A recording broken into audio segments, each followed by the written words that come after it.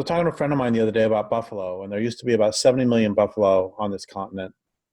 And they, if we presume that the average buffalo lived about 20 years, that means if there's 70 million buffalo, that means there's 3.5 million buffalo die every year. And if we presume that the average buffalo weighed about 1,000 pounds, and the average adult buffalo weighs about 1,500. So if we include calves, it's going to run to 1,000. That's about 3.5 billion pounds of meat every year. That's 3.5 billion pounds. Would 3.5 billion pounds of buffalo would die every year, just in the order of things. They would either be killed by bears or killed by wolves or die of old age. And now, of course, there are essentially, close enough to zero. Compared to 70 million, there are close enough to zero buffalo on the Great Plains feeding crows and ravens and insects.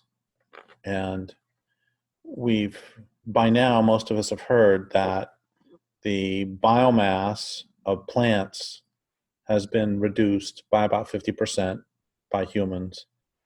And that biomass has been converted, which biomass, by the way, what that really means is individual plants. That's with lives just as valuable to them as yours is to you and mine is to me. But as an aggregate, the biomass of plants has been reduced by about half, terrestrial plants, and that has been converted into atmospheric carbon, human beings, domesticated animals, and machines. And similarly, wildlife has collapsed. And it's no wonder it's collapsed when you steal the habitat and when you remove, just from one segment of this continent, 3.5 billion pounds of meat every year. And we can say the same thing for passenger pigeons, for salmon. There are just tremendous amounts of food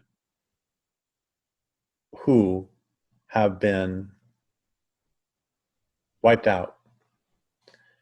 And this is one problem, by the way, that I have with the whole bright green movement and the whole horrible let's put in solar and wind and hydro movement, because all they're doing is finding different ways to fuel this conversion of wild beings and wild places into machines,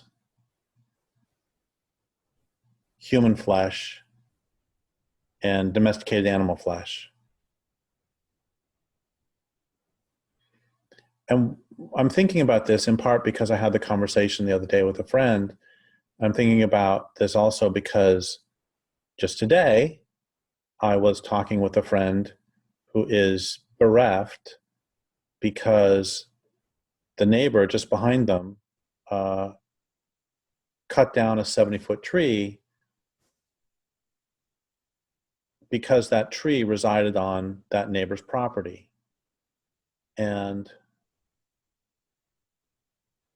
I think a big part of the problem with this culture is its notion of ownership. And it's not, as some anarchists would argue, the notion of my at all, something being mine, because wolves have territories, bears have territories, and mine can also be used in terms of relationship. This is my friend. This is my parent. This is my child. And the problem isn't that there is some sense of I am tied to this other. The problem is that in this culture, one of the problems is that in this culture, ownership implies the right to destroy and the right to, if it's on my property, I can cut the goddamn trees. If it's on my property, I can do whatever I want.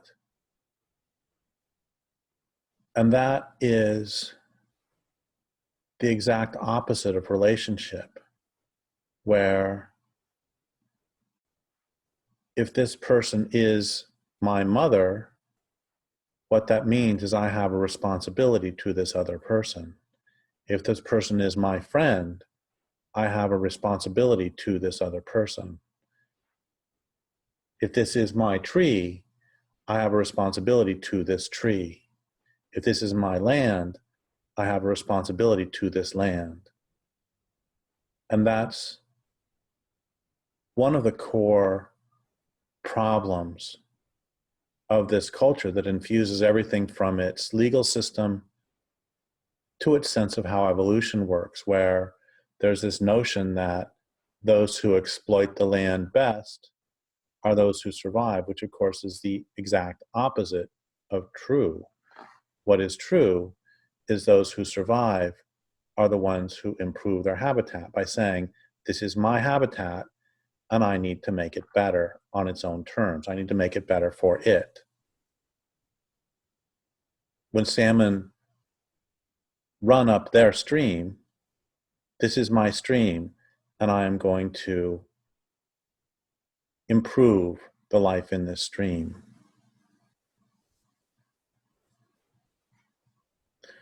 So that's one of the many things that we must deconstruct if we are to survive. We have to not, as so many anarchists say, get rid of the notion of ownership.